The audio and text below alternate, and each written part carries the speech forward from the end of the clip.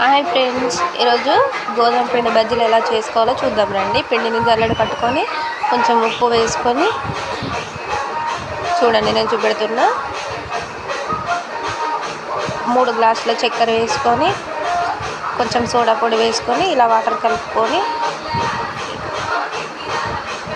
ఇలా కలుపుకోవాలి. చూసారా, ఇక్కడ నేను చూపెడుతున్నాను. మీకు కావాలంటే చక్కెర కొంచెం ఎక్కువ కూడా వేసుకోవచ్చు. తర్వాత ఆయిల్ పోసుకొని కంచుల్లో ఆయిల్ వేడెక్కిన తర్వాత పిండి 10 నిమిషాలు అయిన తర్వాత చూడండి, మీద ఇలా వేసుకోవాలి.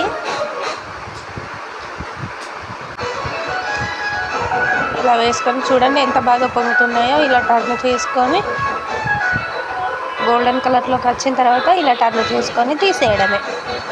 చూడండి ఎలా అయ్యాయో. తీయటి బజ్జీలు రెడీ. Thank you.